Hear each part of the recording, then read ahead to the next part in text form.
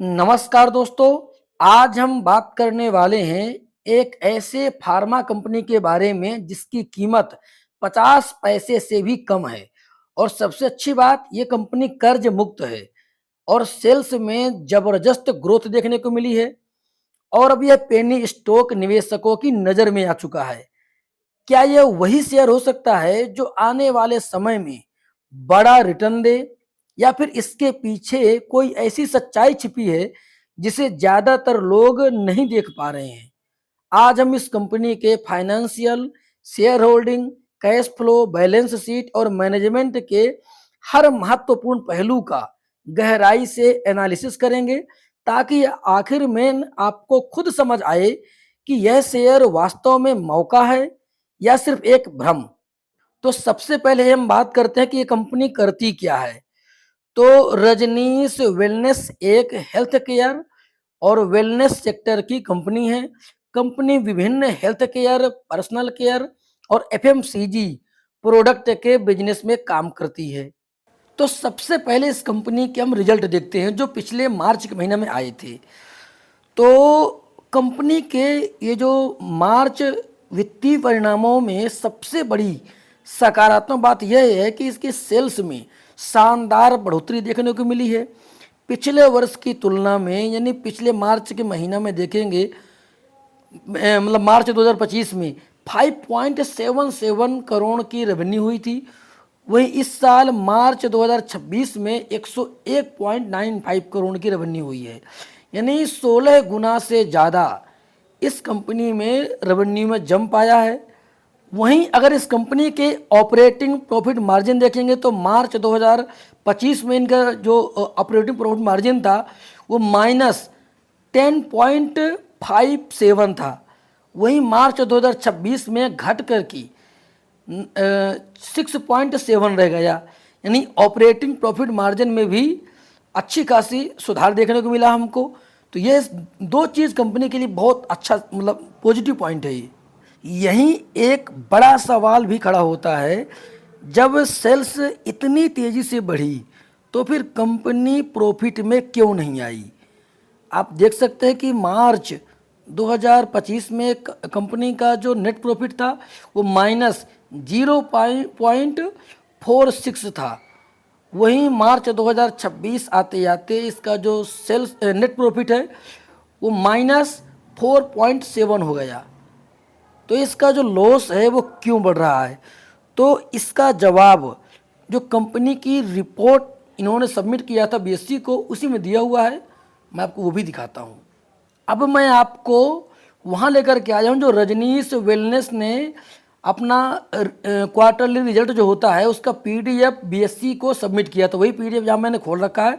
अब मैं स्क्रॉल करके पूरा आपको दिखाता हूँ नीचे साइड में। अगर सब आपको पढ़ के सुनाऊंगा तो वीडियो बहुत लंबा हो जाएगा, इसलिए आपको ये दिखाता हूँ कि इन्होंने मतलब कर्ज के बारे में क्या बोला है, वो मैं आपको वहाँ लेकर चल रहा हूँ सीधा।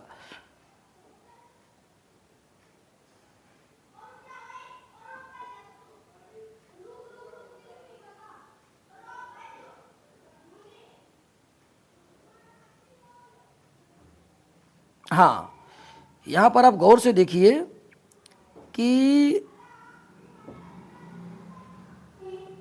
कंपनी ने क्या बोला कि रिपोर्ट के अनुसार कंपनी ने लगभग 9.7 करोड़ के आसपास जो उनका कर्ज था वो राइट ऑफ कर दिया है। यहाँ पर आप देख सकते हैं ये बोल रहे हैं कि इसको ये अपने कर्ज से इसको हटा दिए हैं, यानी कुछ बकाया राशि की वसूली संभव नहीं मानी गई और उसका असर सीधे प्रॉफिट पर पड़ा। इसलिए रेवेन्यू बढ़ने के बावजूद नेट लॉस देखने को मिला। अगर इस पूरे पीडीएफ को मैं पढ़ के आपको सुनाऊंगा तो वीडियो बहुत लंबा हो जाएगा, इसलिए इसके अंदर जो पॉइंट की चीज़ें हैं वही आपको मैं दिखा रहा हूं मैं। अब सबसे बड़ी सकारात्मक बात, कंपनी पर लगभग कोई कर्ज नहीं है। आप यहाँ देख सकते हैं कि मार्च 2026 में इनके पास जीरो, वहीं मार्च 2025 में देखते हैं तो भी जीरो हो चुकी थी। मार्च 2024 की बात करें 5 करोड़ का कर्ज था, मार्च 2023 में 10 करोड़ का कर्ज था। लेकिन यानी मार्च 2025 से लेकर के अब तक कंपनी के पास किसी प्रकार कोई कर्ज नहीं है। साथ ही बैलेंस शीट भी पहले की तुलना में अब बेहतर दिखाई दे रही है। अब इस कंपनी का जो शेयर होल्डिंग पैटर्न है उसमें अगर देखेंगे तो इस कंपनी के जो प्रमोटर हैं इनके पास जून 2024 तक जो होल्डिंग थी वो कितनी थी 7.41, लेकिन सितंबर 2025 आते आते इनकी जो होल्डिंग है वो 9.16 हो गई है, जो कि अभी भी उतनी ही है। यानी जब किसी भी कंपनी में प्रमोटर अपने खुद के शेयर खरीदने शुरू कर दें तो कहीं ना कहीं एक अच्छा सकारात्मक संकेत माना जा सकता है। और उसी तरीके से अगर अपनी कंपनी के शेयर खुद प्रमोटर बेचना शुरू कर दे तो कहीं ना कहीं नेगेटिव पॉइंट माना जाता है। अगर शेयर के पुराने चार्ट को देखें तो यह एक समय में काफ़ी ऊंचे स्तर पर ट्रेड करता था। आप देख सकते हैं कि इसका जो ऑल टाइम हाई है 20 रुपया 92 पैसा है, इसका ऑल टाइम जो लो है वो 15 पैसा है। और जब से मार्केट में लिस्टिंग हुई है तब से लेकर अब तक इसने 72% का इसने निगेटिव रिटर्न दिया है। अब ऐसे में एक सवाल उठता है कि कंपनी दोबारा मजबूत वापसी कर पाएगी या नहीं। तो इसका जवाब है आने वाला जो रिजल्ट है यानी Q1 जो जून महीने का रिजल्ट आएगा और इसके बिजनेस परफॉर्मेंस तय करेंगे। यानी कम से कम हमको 2 या 3 क्वार्टर रिजल्ट इसके वेट करना चाहिए कि लगातार इसका सुधार हो रहा है या नहीं। क्योंकि लुपिन का शेयर भी किसी टाइम पर 50 पैसे से कम ट्रेड करता था और आज उसका शेयर 2400 से 2500 के बीच में चल रहा है। वो भी फार्मा कंपनी है, ये भी फार्मा कंपनी है। तो हमको इसका जो अभी रिजल्ट आएगा उसमें उसको वेट करना चाहिए हमको। अभी हमने जो एनालिसिस किया तो इसके हिसाब से इस कंपनी का पॉजिटिव पॉइंट क्या लगा हमको। तो पहला, सेल में शानदार ग्रोथ।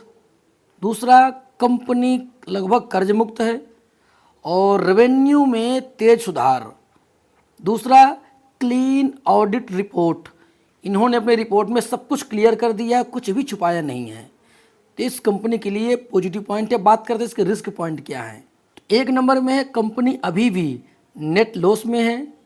दूसरा है 9.7 करोड़ का जो राइट ऑफ किया इन्होंने, ये क्यों किया है, ये प्रश्न पॉइंट है। और तीसरा है पेनी स्टॉक होने के कारण वो वोलेटिलिटी बहुत ज़्यादा। अगर मेरी व्यक्तिगत राय की बात करूं तो इस कंपनी की सबसे बड़ी ताकत इसकी सेल्स ग्रोथ और लगभग कर्ज मुक्त बैलेंस शीट है।